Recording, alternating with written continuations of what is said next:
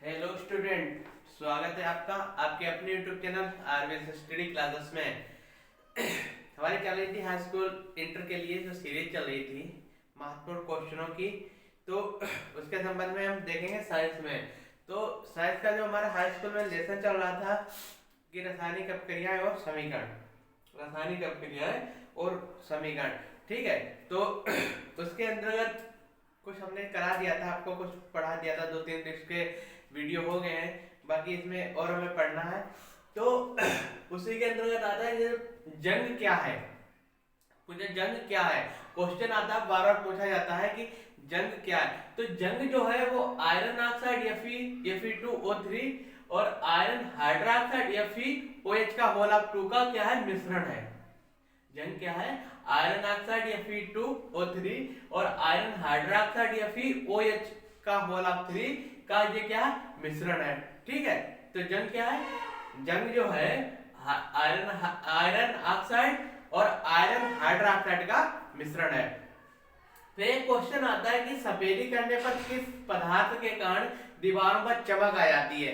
तो सफेदी करते हैं, जब दीवारों पर पुताई करते हैं तो किस कारण क्या होता है कि दीवारों पर चमक आ जाती है। पूछा जाता है किस कारण दीवारों पर चमक आ जाती है।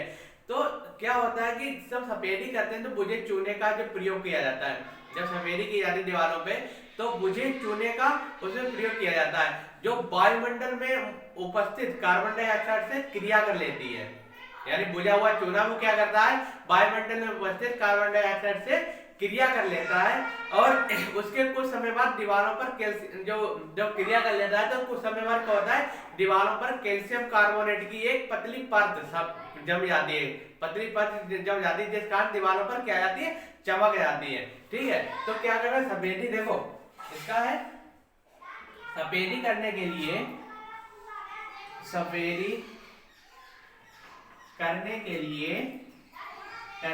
लिए बुझे हुए चूने का प्रयोग करते हैं। बुझे हुए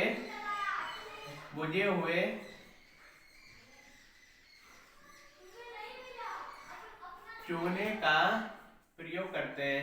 बुझे हुए चूने का क्या करते हैं, प्रयोग करते हैं, प्रयोग करते हैं। तो बुझा हुआ चूना क्या करता है, ये वायुमंडल में उपस्थित वायुमंडल में उपस्थित वायुमंडल में उपस्थित उपस्थित वायुमंडल में उपस्थित कार्बन डाइऑक्साइड CO2 से क्या करता है, क्रिया कर लेता है। CO2 से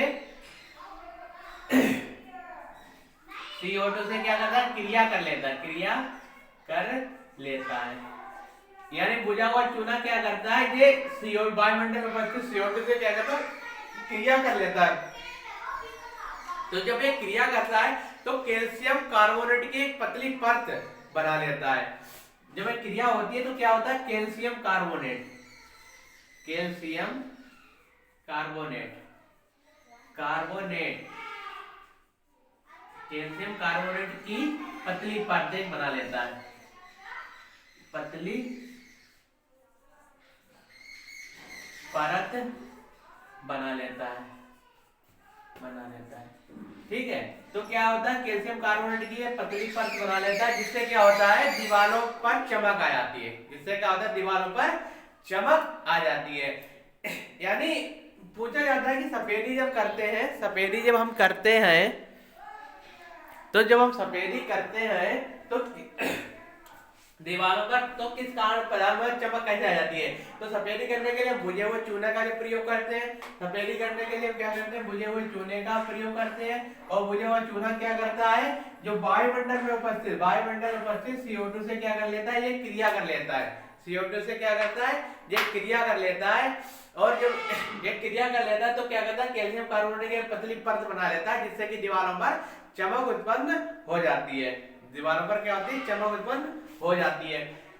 एक इसी में पूछा जाता है, इसी के संबंधित में पूछा जाता है कि कंकाल, पूछा जाता है कि कंकाली रासायनिक समीकरण किसे कहते हैं, कंकाली रासायनिक समीकरण किसे कहते हैं, कंकाली रासायनिक समीकरण किसे कहते हैं। किसी को पता है तो बताओ, कंकाली रासायनिक समीकरण किसे कहते हैं, अगर किसी को पता हो तो वो बताओ। किसी को पता है? कंकाली कंकाली रासायनिक समीकरण, रासायनिक कंकाली रासायनिक समीकरण, ठीक है। अगर किसी को पता हो तो बता सकता है कंकाली रासायनिक समीकरण किसे कहते हैं। तो कंकाली असंतुलित रासायनिक समीकरण को क्या कहते हैं? कंकाली रासायनिक समीकरण कहते हैं। देखो बहुत असंतुलित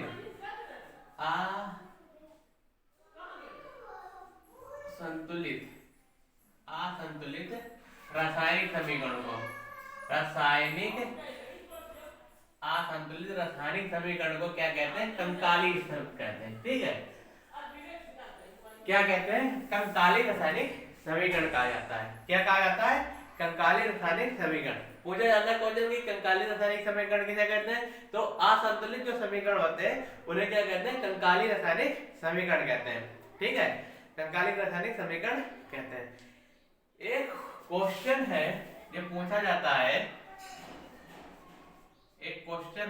तो पूछा जाता है कि जब लोहे की कील को कॉपर सल्फेट के विलयन में डुबोया जाता है तो विलयन का रंग क्यों बदल जाता है? जब लोहे की कील को कॉपर सल्फेट के विलयन में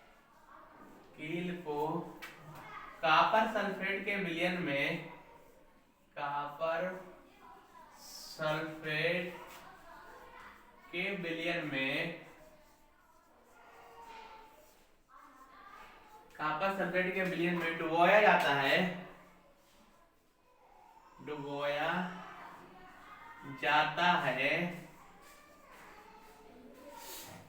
जब लोहे की कील को कॉपर सल्फेट के विलयन में डुबोया जाता है तो विलयन का रंग क्यों बदल जाता है? तो विलयन का रंग क्यों बदल जाता है? जब पूछा जाता है क्वेश्चन, बार बार पूछा जाता है पेपरों में कि जब लोहे की कील को कॉपर सल्फेट के विलयन में डुबोया जाता है तो विलयन का जो रंग है वो क्यों बदल जाता है? विलयन का रंग क्यों बदल जाता है? पता है किसी को तो बताओ, अगर किसी को पता है तो बताओ। पता है किसी को? क्या होता है कि जब लोहे की कील को कॉपर सल्फेट के विलयन में डुबोया जाता है तो क्या होता है कि कॉपर सल्फेट का रंग जो कैसा होता है? नीला होता है। कॉपर सल्फेट का रंग कैसा होता है? वो नीला होता है, क्योंकि आयरन और कॉपर से अधिक क्रियाशील होता है। क्या होता है? जो आयरन है वो कॉपर से अधिक क्रियाशील होता है। जब लोहे की कील को कॉपर सल्फेट के विलयन में डुबोया जाता है तो कॉपर सल्फेट विलयन का रंग कैसा? नीला होता है। कैसा होता है? नीला होता है। लेकिन क्या होता है? आयरन जो है कॉपर से अधिक क्रियाशील होता है। और कॉपर धातु को उसके विलयन में विस्थापित कर देता है। कॉपर धातु को क्या करता है? वो उसके विलयन में विस्थापित कर देता है। कॉपर धातु को क्या करता है? वो उसके विलयन में विस्थापित कर देता है, ठीक है। तो जब वो विस्थापित कर देता है तो क्या बनता है? आयरन सल्फेट बनता है। जब वो विस्थापित करता है तो क्या बनता है? आयरन सल्फेट बनता है, जिसका रंग कैसा होता है? हरा होता है। हरा होता है, जिसके फलस्वरूप विलयन में रंग परिवर्तित हो जाता है। जिसके फलस्वरूप क्या होता है? विलयन में क्या होता है? रंग परिवर्तित हो जाता है, ठीक है। तो क्या होता है कि जब लोहे की कील को कॉपर सल्फेट के विलयन में डुबोते हैं, देखो, जब लोहे की कील को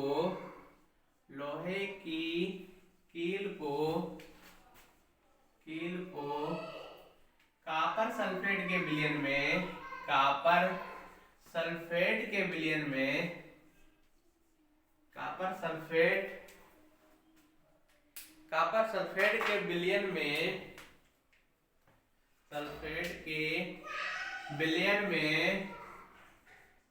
विलयन में डुबोते हैं, कॉपर सल्फेट के विलयन में डुबोते हैं, तो जब लोहे की कील को कॉपर सल्फेट के विलयन में डुबोते हैं तो क्या होता है? कॉपर सल्फेट का रंग कैसा होता है? कॉपर सल्फेट का रंग कैसा होता है? नीला होता है, नीला होता है। कॉपर सल्फेट का रंग कैसा होता है? नीला होता है। ठीक है, कॉपर सल्फेट का रंग कैसा होता है? नीला होता है। ठीक है, जब लोहे की कील को कॉपर सल्फेट के विलयन में डुबोते हैं तो विलयन का रंग कैसा होता है? उस समय नीला होता है। क्योंकि आयरन जो है कॉपर से अधिक क्रियाशील है। क्योंकि आयरन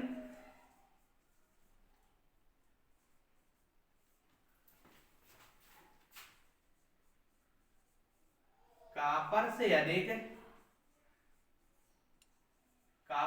अधिक क्रियाशील होता है। क्रियाशील होता है।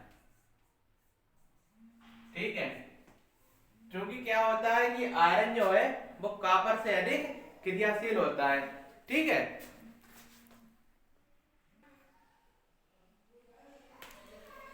क्या होता है कि कॉपर जो है अधिक क्रियाशील होता है, क्योंकि आयरन जो है कॉपर से अधिक क्रियाशील होता है। तो क्या करता है कि कॉपर धातु को उसके विलयन में विस्थापित कर देता है। कॉपर क्या करता है? कॉपर धातु को उसके विलयन में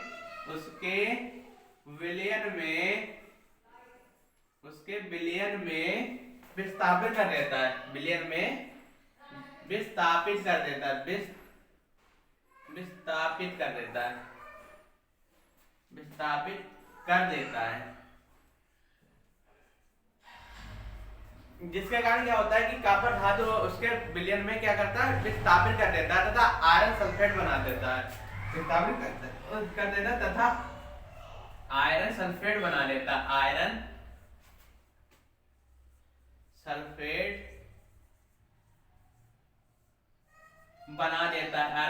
बना देता है। ठीक है, क्या करता है? वो विलयन में विस्थापित कर देता है और आयरन सल्फेट बना देता है। और क्या करता है? आयरन सल्फेट बना देता है। तो क्या होता है जब आयरन सल्फेट बना देता है तो आयरन सल्फेट का रंग कैसा होता है?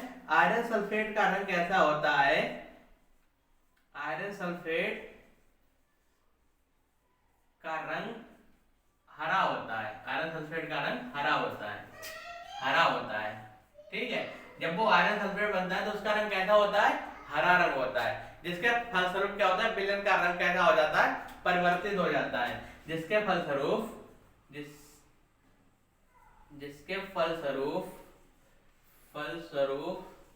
विलयन का रंग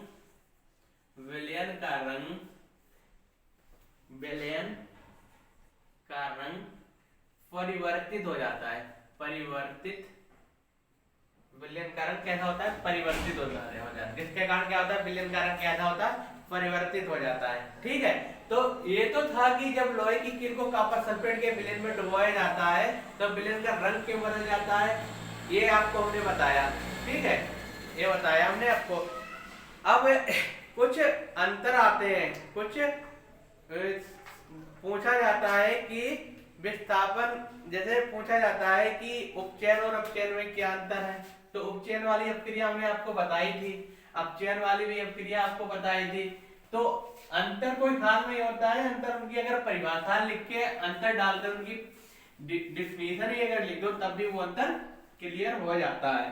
तो बताओ, थोड़ा थोड़ा अंतर इसके बता देते हैं, बाकी आपको हम डिफिनीशन इसकी बता ही चुके हैं। ठीक है, तो पूछा जाता है कि विस्थापन अपक्रिया और द्विविस्थापन अपक्रिया में क्या अंतर है। देखो, विस्थापन अपक्रिया और द्विविस्थापन अपक्रिया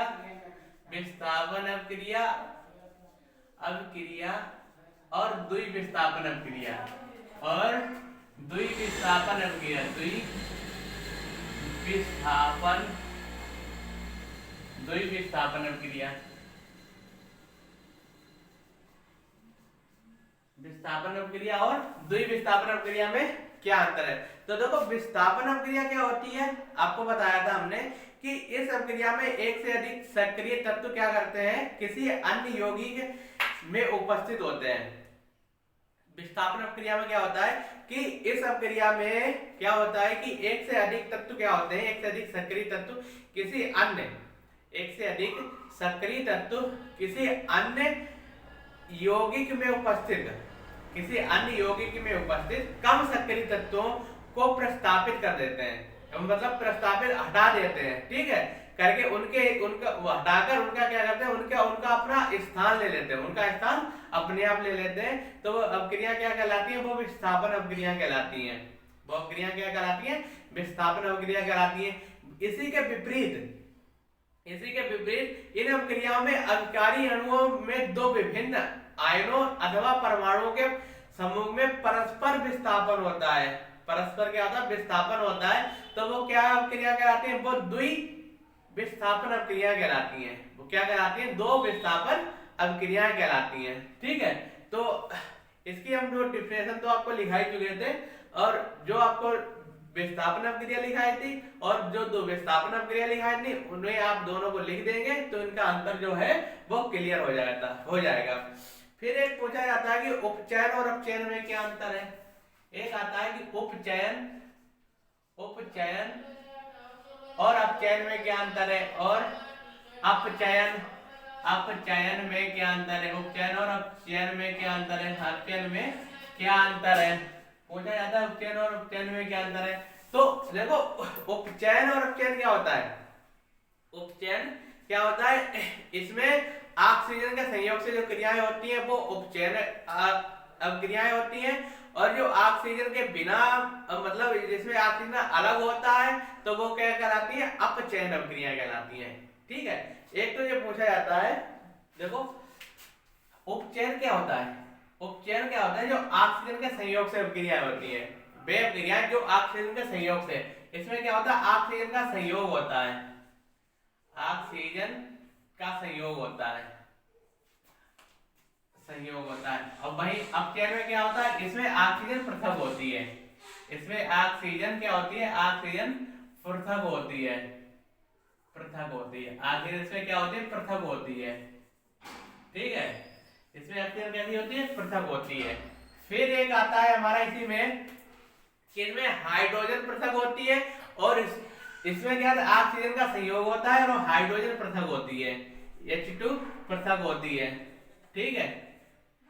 H2 क्या होती है, पृथक होती है, और इसमें क्या होता है, ऑक्सीजन पृथक होती है और H2 का संयोग होता है, H2 का संयोग होता है। ये दोनों एक दूसरे से विपरीत अपक्रिया हैं, ये दोनों एक दूसरे से विपरीत अपक्रिया हैं।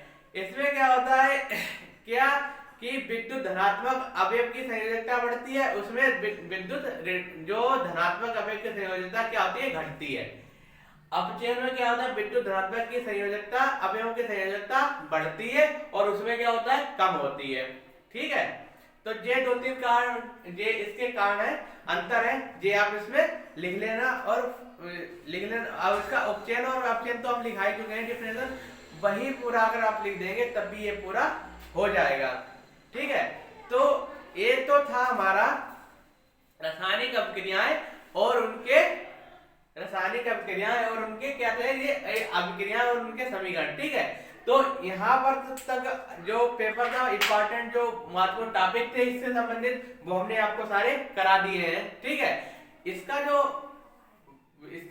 वो होगा वो विकल्पी क्वेश्चन होगा, ऑब्जेक्टिव जो क्वेश्चन होंगे, जो इंपॉर्टेंट क्वेश्चन है उसे हम आपको पीडीएफ में कराएंगे, उसको हम इसे आपको पीडीएफ में कराएंगे, उसका एक पूरा वीडियो आपको मिल जाएगा, ठीक है। तब तक जितने भी आपको 4 या 5 शायद वीडियो बन गए हैं इसके, तो वो आप पूरा अगर कर लेंगे तो ये आपका जो ये है ये चैप्टर आपका क्लियर हो जाएगा, ये आपका चैप्टर क्या होगा, क्लियर हो जाएगा, ठीक है। तो आप अगर इसे कर लेंगे तो क्लियर हो जाएगा। नेक्स्ट आपका चैप्टर होगा अम्ल क्षारक और लवण, इसे हम नेक्स्ट वीडियो में देखेंगे। तब तक के लिए आप लोग चैनल पर बने रहिए, और जो बच्चे पहली बार वीडियो को देख रहे हैं तो उसे सब्सक्राइब जरूर कर लें और अपने दोस्तों को भी इसे शेयर कर दिया करें, ठीक है, और सब बच्चों को शेयर कर दिया करें। आज के लिए इतना ही, आज के लिए इतना ही, और नेक्स्ट वीडियो में आपसे मिलते हैं। तब तक के लिए बहुत बहुत धन्यवाद।